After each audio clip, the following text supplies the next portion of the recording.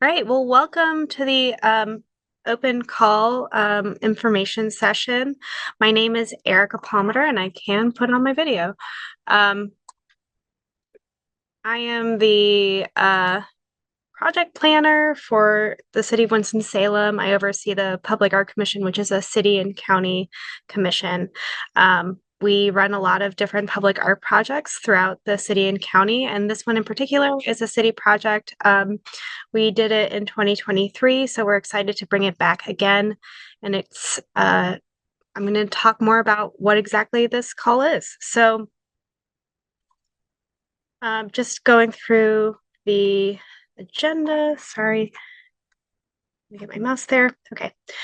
First thing we're going to do is just define terms, then go through the guidelines, some guiding questions that were in the RFP. I'll talk through those. And then I have a number of examples from artists from all over the world to talk about what site specificity means and just what you could be inspired by when applying. And then I'm going to talk about sites, the application, and then open up for questions.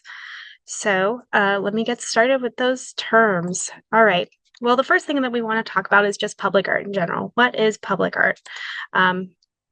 Public art is accessible art that is original and enriches place and evokes meaning. So what you really want to think about is that this is something that is not exclusive. There's never tickets to access public art. You never have to pay for it. It's something that you enjoy in your city, in your county, and where you live. And it should consider the history, culture, and location in which it is situated. So that actually goes perfectly then with what is site-specific art. Site-specific works are created in dialogue with their surroundings. So oftentimes the location of the installation is a part of the work itself. So if you remove site-specific artwork from its place, it can lose its meaning as well. And so really site-specific art and public art go hand in hand a lot of the times.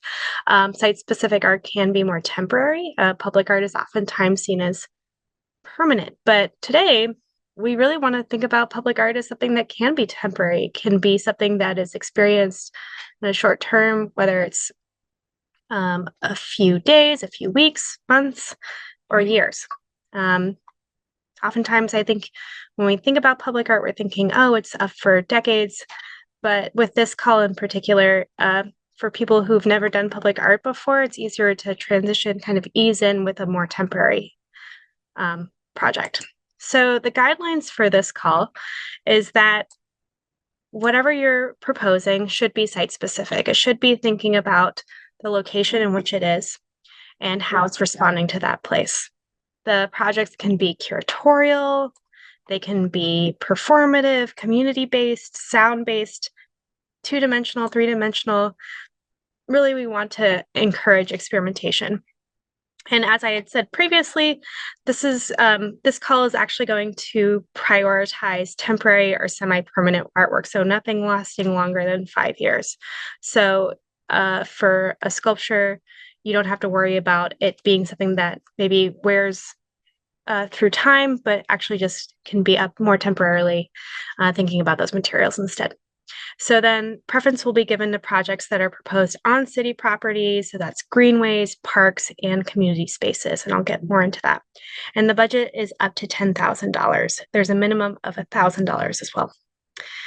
So when we were creating this call, the committee that I worked with, which is mostly Public Art Commission members, came up with a few guiding questions that they thought would help when trying to think of what could a project be that is site-specific, that is public art. And so when you're thinking about your art practice, here are some questions you can ask yourself. How does your work engage with the architecture or natural surroundings of your site? How does the history of your site inform your proposal? And how could your work shape the future of your site? Okay, so these might be a little bit vague. These might be a little confusing. What I really want to dig into now is just actual examples that then answer these questions so you can start thinking about how your artwork or your ideas relate to these things as well. And what I always want to encourage is that artists can steal ideas from others and interpret and kind of shift them for their own making. And also what I want to say when I'm going into these examples is that a lot of these examples are going to be something that is a much bigger budget than $10,000. But what I want to do is really show the heart of these ideas so that you find some inspiration and think kind of just about how these artists have responded to place. So let's kick it off with our first example. This is called the Snake Path. This was done by Alexis Smith, and this is in San Diego, California. It's actually on their college campus. And so this is a 560-foot long snake that is on a 10-foot wide footpath, and the artist actually used hexagonal pieces of colored slate and laid them by hand into this pathway. They actually then created the pathway so that it looked like it was winding around like a serpent does. And so up close on the right, you can see how the hexagons were formed to then create the pattern of the snake's skin.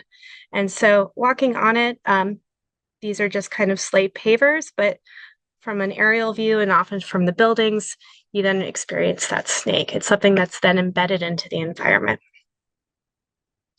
The next piece, this was done actually in Winston-Salem. This is done in 2012. It was in the Winston-Salem Park that's downtown near Sawtooth. This was done by the Winston-Salem Light Project. The project is called Luminatos, and it was during a 6-day art event that's called the 6 Days in November Arts Event. And so this was a group of artists that created large inflatables, and then they had animated projections that were happening with lighting. And these inflatables were in different parts of the park. People could go interact with it. They could look up close. And what was site-specific about this work was that it was a way for people to really re-examine the space by putting something really unexpected. These inflatables, they're lit at night. It makes you actually then re-examine all of the architecture in the space and look at it in a new way. And so it asks for new engagement with a park that maybe had gone overlooked in the past. The next piece is called Wayfinding by Chloe Bass. And this is what I loved about this piece. I showed this in our last open call session 2 years ago, and it actually inspired one of our artists to create a piece, but it's to show that you don't have to be just a visual artist for this call. This is a poet, and she created poems that responded to a few different questions of like, how much of life is coping, how much of love is attention. These like big theoretical things, and then wrote kind of poetry responses and put them in signs around parks so that you could encounter these small snippets of poetry on walks while you're engaging with the environment. She played with scale a few times, so sometimes worked with billboards, worked with small signs, but really it was about talking about how you can kind of get lost in your thoughts when you're on a walk. And then by engaging with these, kind of check in and maybe think about somebody else's thoughts as well. This piece was done in Ottawa, Canada, and it's an underpass that for the most part had gone overlooked, as they often do. There's sounds and from the traffic above, but this group decided to transform the space just for a weekend. They called it Set the Stage and had a number of live performers coming through and changing how you would feel in that underpass. It really was a minimal intervention. You know, they just got a few shag rugs. Those are actually pool noodles on the back and that people are laying on.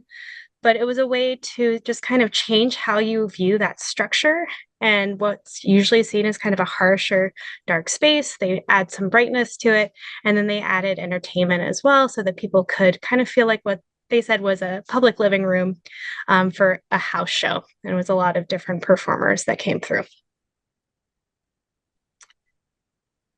This one I really think is an interesting thing. This is a massive project, but what it's doing and what I think a smaller project can still accomplish is that it can just use frames as a way to bring attention to nature as the art piece. And so this is called Non-Sign. This is done by Lead Pencil Studio.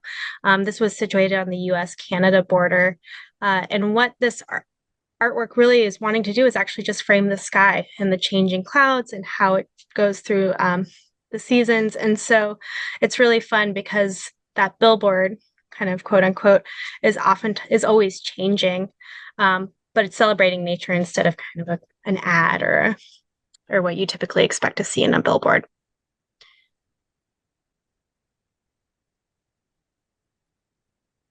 This piece is a really nice. It's from Raleigh, North Carolina. It's actually part of their Seek program that's very similar to what we do in Open Call.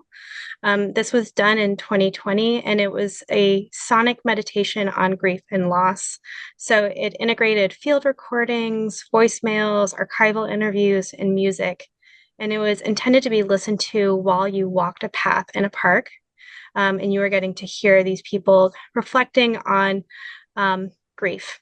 This was, in the time of COVID. And so this artist was collecting a lot of audio through those voicemails, through people, but then allowing for individual reflections as they walked this path, listened to it, and could hear it on their own time, on their own. And the length of the entire piece was then supposed to kind of match what a leisurely walk through that space was.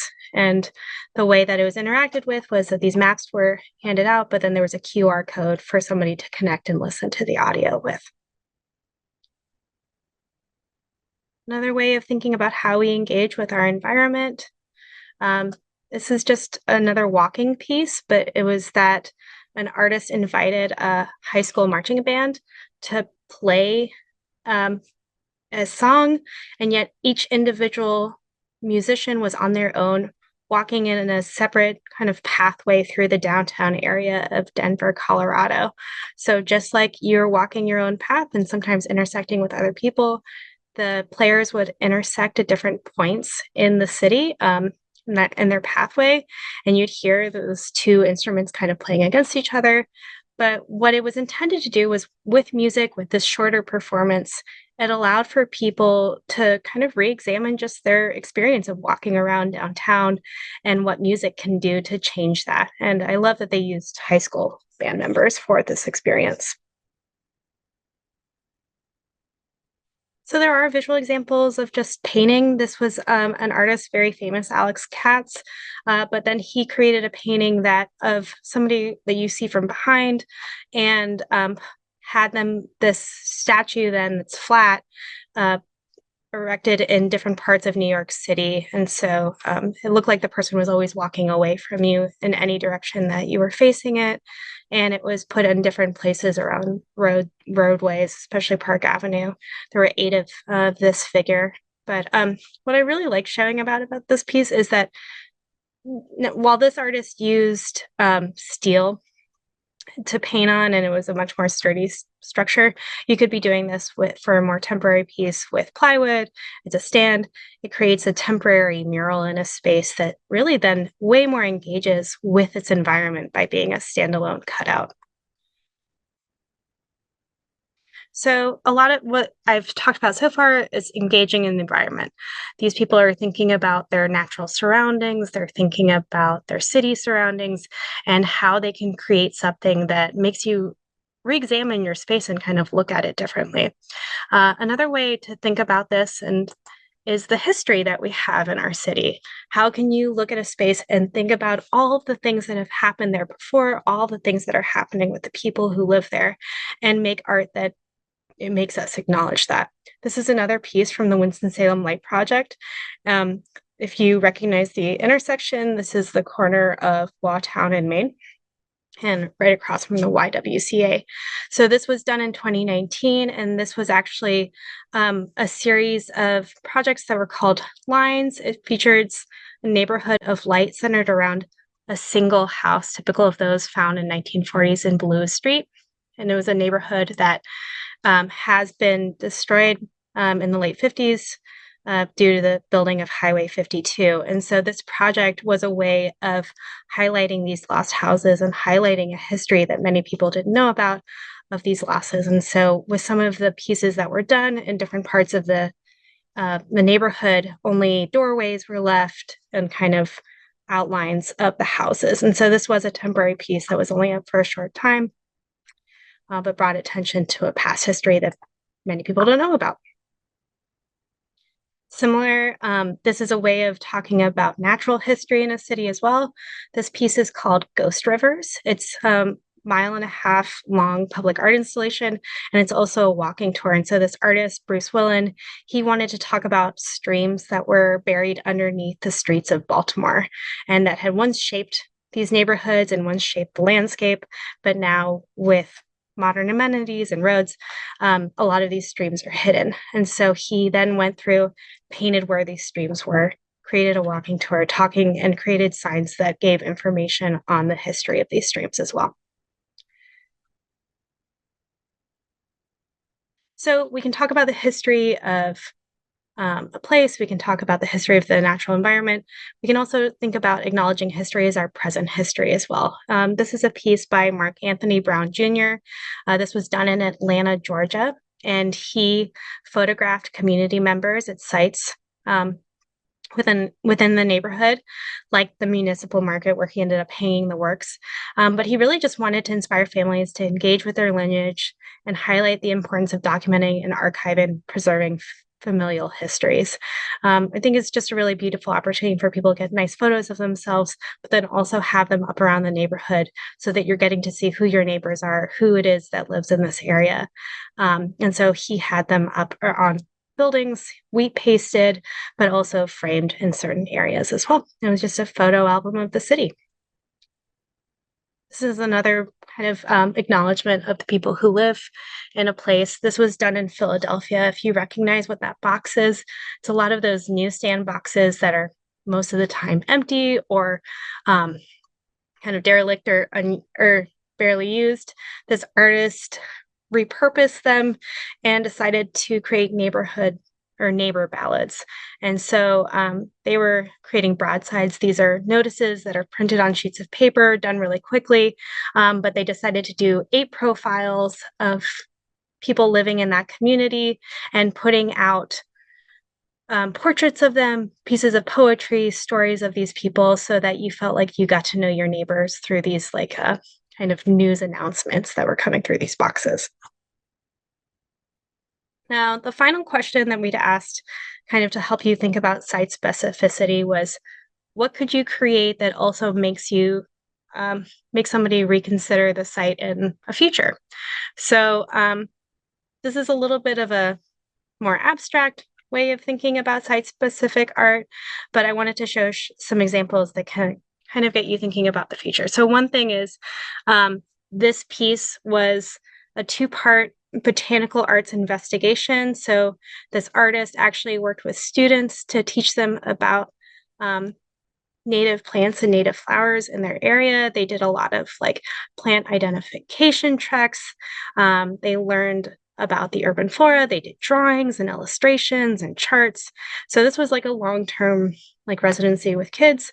And then afterwards, they learned a hand binding, handmade paper technique, and took the seeds of these native flowers and put them into the paper, and then wheat pasted them onto the walls of the school so that when the wheat paste kind of faded, these seeds would fall into the ground and then grow seeds. And so this is a very involved project. But what I really liked about it was that it was a kind of sneaky way of getting seeds to be planted over time around the school, and that these students would get to see their work kind of over and over again for years to come. So kind of thinking about impact in the long term with just grown environment and the plants. This is another piece that when we say experimentation is encouraged, this is a very experimental piece. This is really only about experience and not as much about a permanent thing. This was really large piece, so you can think about this on the smaller scale, that this artist had 2,000 people take their seats at a half-mile long table, and this is running down one street in St. Paul. And it was September 14th, 2014. They called it Create the Community Meal. And this artist spent 2 years knocking on doors in a specific neighborhood, Frogtown neighborhood, around that street. And he was getting his neighbors' approval. He was giving out tickets, but he was also listening to them, talking to them about their food traditions and their attitudes and rituals and access to food. So it became this huge food education project. But really, it then brought together volunteers, chefs, farmers, artists, where they all then got to participate and have a meal together in this really epic meal. So thinking about how a site-specific work can even just create community, create conversations, create relationships that can last into the future. And an experience that people are going to talk about for years. This piece was a repurposing. Again, I feel like I'm also inspired by our artimats that come from Winston-Salem. But this was an artist that pressed a button. You press a button at a crosswalk, and usually you're hearing it say, wait, wait, or walk. Well, this person found old crosswalk machines and repurposed them, and actually then took recordings from people from all over the world giving advice. Actually, it was just all over the country, but he went on a long road trip collecting advice. And so then this was a button that would then play those recordings. It was not near an intersection to confuse people, but it became something that kind of reminds you of something from infrastructure that you see in your daily life that has a fun, kind of unexpected surprise to it.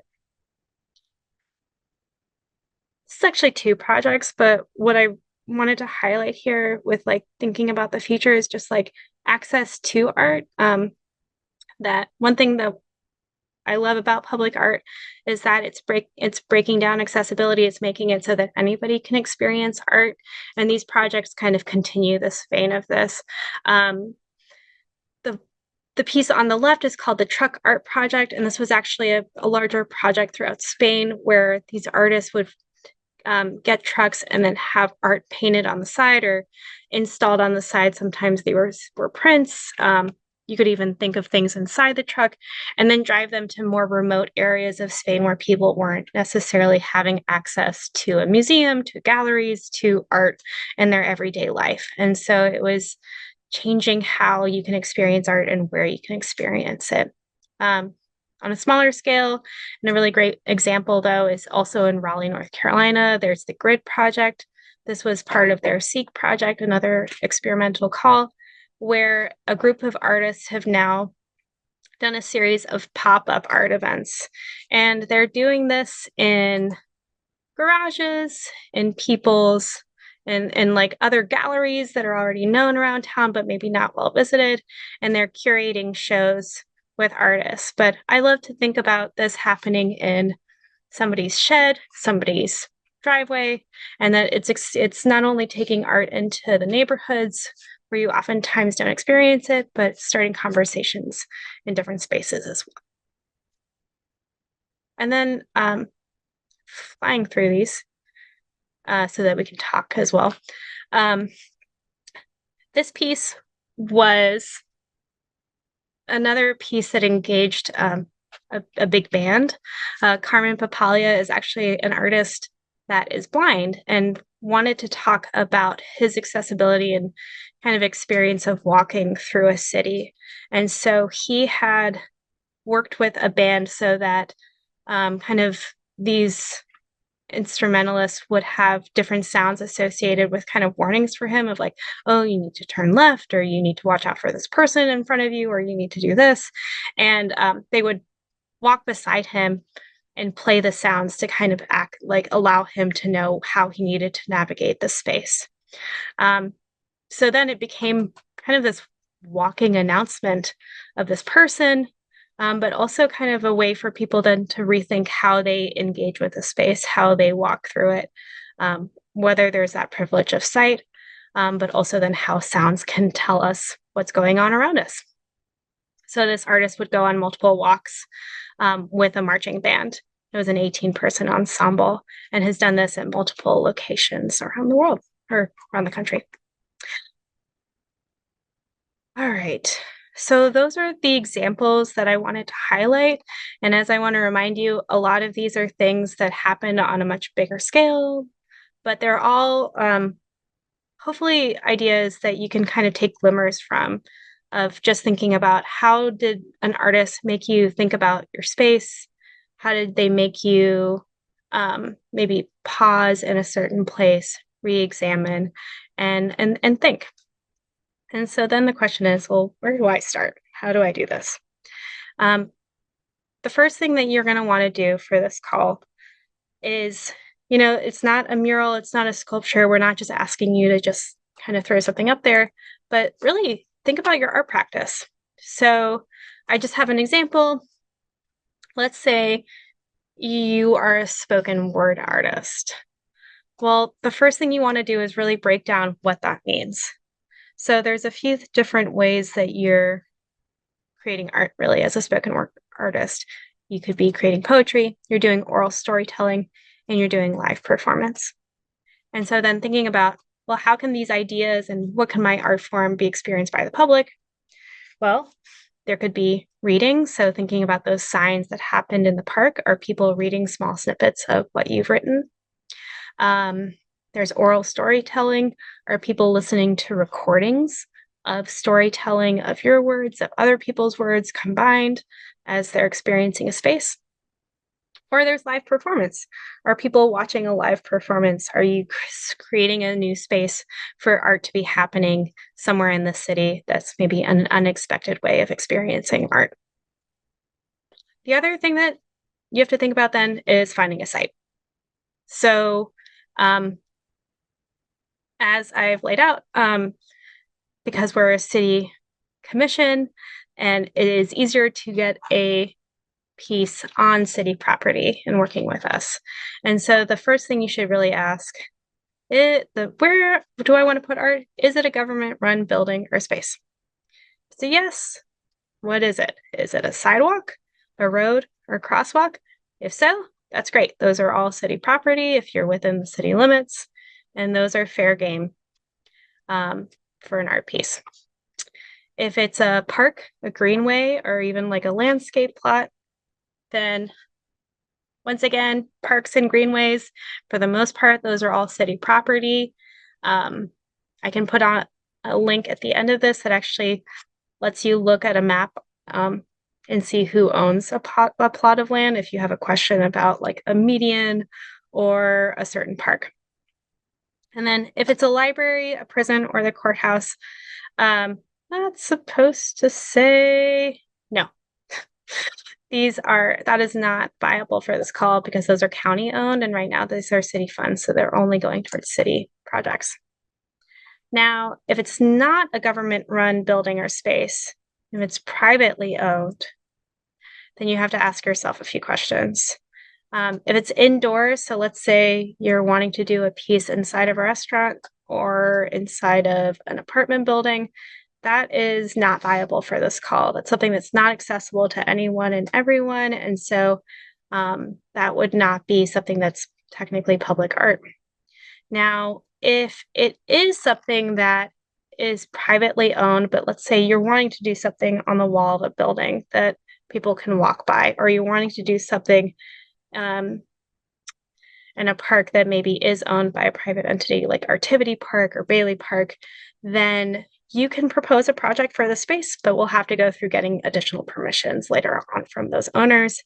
And if those permissions don't happen, then we'll have to kind of adjust and think differently. So this is kind of steps for creating a project proposal. You can take a screenshot of this.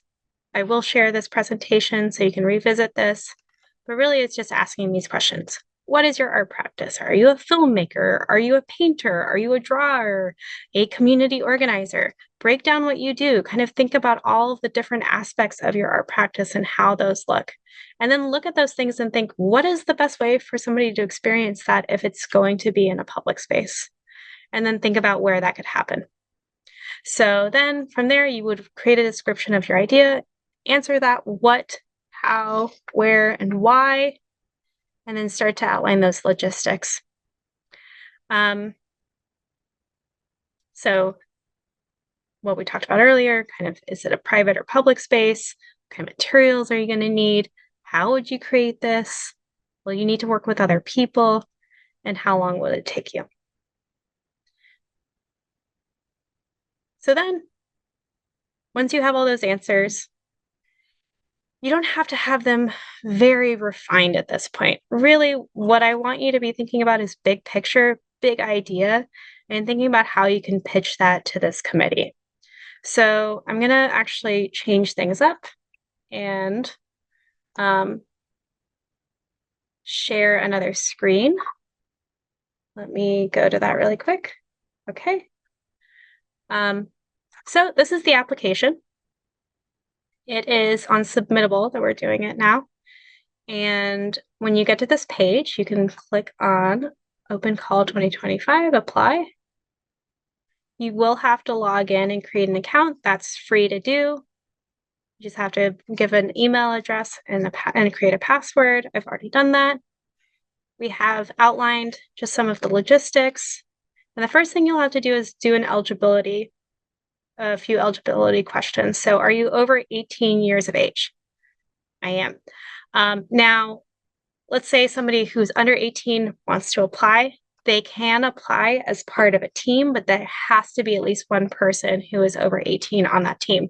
So let's say there's a group of students, and they should have a sponsoring faculty member or teacher who's working with them. Or even if it's a group of kids, kind of through a different special interest group, they still have to have one adult that's going to be helping manage this. Okay, and then do you live within Winston-Salem city limits? This call is not open to people who live outside of city limits. So fortunately, if you're in Kernersville or Pofftown or Walkertown or Clemens, this call is not for you. Sorry. Okay, so then moving on, let's see. All right, just scroll down, and this is where the application is. So the first things you're going to have to do is your name. If you're applying as part of an artist team, email, address, and then just marking what your art practice is. You can do as many as you want. So if you feel like you're all of these things, feel free to mark them off. And then this is optional, but it's always helpful for the committee to see if you do have a website or a social media account. We get to see more of your art that way. So it's a little bit of a cheat. So feel free to use it. Okay, so then budget. At this point, when you are applying, you only have to select a range that you're falling within with your project. And so this is where like some kind of thought process about your work and about how much logistical work it is, how many hours, and like just kind of material cost should get you within a certain range. I have noticed that in the past, people would always apply at the highest range because they're like, well, I want to pay myself the highest amount as an artist. I totally understand that you want to get paid as an artist, but I would look at the scope of the project, and typically an artist fee is 15 to 20% of that total cost. So really just think realistically about what the project is, because the more realistic and feasible it is, the more likely you are to be selected. Then a quick biography. And then this is where I want to just highlight the short form questions. This is the most important part of the application, and it's just tell us about your project idea and how would your project be site specific. And we want to make this as open and as like kind of open-ended as possible for anybody who's interested in applying. So if you only want to talk in a video and just talk for a minute, you can do that. If you want to send in a recording, you can do that. If you feel like you have a few sketches of a concept, you can do that and then just scan those sketches and kind of either write a few notes on the side so that we know what we're looking at. You can do that. We want to make this as open-ended as possible to say, share your idea, kind of get the basics down, give us a kind of overall pitch of what this is. And then if you are selected as a finalist, that's when you can get into more detail work. That's when you can really refine your idea and then think kind of more about the nuance of it all. And then how would your project be site specific? So if you feel like, oh, I don't know exactly what site I want to be responding to, think about it this way. Are you wanting to do something in a park? Are you wanting a lot of green space? Are you wanting to be near a road? Talk about the site specificity kind of in a genre almost of like where your project would work best, why it would work well there, and why it could then be site specific. And I hope that you saw from the examples, sometimes it's about just who you're engaging with, even how you're engaging with the community, how you're working with a neighborhood, and that can be site specific as well. So I'm hoping that this makes it a little bit more open-ended, that you don't feel like intimidated by this proposal thinking, oh, well, I don't know exactly the spot and exactly what I want to do. But if you have a general concept, if your idea then lends itself to a type of site, talk about that. And that's what really can sell a committee over. And I would say in 2023, when we had our applications, a few people had sites where they really wanted to be and it just didn't work out, but they pivoted and their work still works really well there. So like, for example, we have poetry that's on the Salem Strollway. Originally, that artist wanted to write her poems along the edges of Quarry Park. We couldn't pull that off, but she thought a lot about what her writing was about and then thought about Salem Strollway as this moment that when you're walking across the pedestrian bridge over 421, you kind of are looking over downtown and you can have a contemplative moment. And for her, that was just as big as what you get at Quarry Park. And so she was able to move her work to somewhere different. It was still somewhere where somebody's walking, somebody's thinking, and somebody's has a view of the city. So that's why I want you to not feel like you have to be too specific at this point, but at least show us your general concept, show us a site that could work, and we can kind of work from there, especially if you're selected as a finalist. And then finally, at the end of this page, it's showing your past work. Upload just 5 media files and show us what you've done. And make sure that they're just well shot, not too grainy, or not grainy at all, please. And if you can have, if it's something that needs a little explanation, put a caption on that piece. It helps us understand things better. And then all you have to do is hit apply. You can save your draft, come back to it anytime if you need to. That's why you create an online profile with Submittable. Okay. I'm going to just open up really quickly. If anybody has questions, feel free to unmute yourself.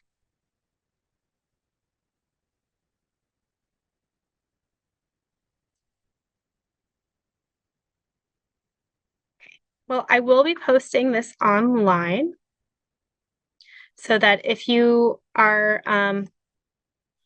wanting to review this information, again, look at the things, you can do that. And then really most importantly, I am going to be hosting one-on-one meetings on Friday, November 7th from 9:30 to 12:30.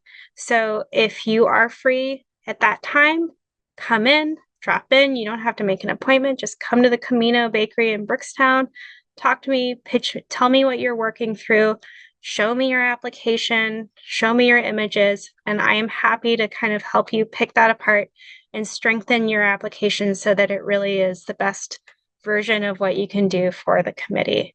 The deadline is by November 14th, so that's 1 week before the deadline that you can come and talk. If you have work and you can't do it at that time, email me. Set up a time, and I am happy to do that service for anybody who's interested in applying and really talking through their ideas. So I'm going to post, sorry, right now in the chat. This is the presentation link. And if you just follow this link, you can view this presentation that I just shared. And actually, there's some bonus slides as well of some other art pieces. And if you click on the notes, then you get to see the background information on all of these projects. I really urge you to explore them. They're all really cool and really fun to learn about. And I am going to then stop sharing again. And I'm going to stop recording. So I'll hang out here just for a minute if anybody wants to chat now. And thanks so much.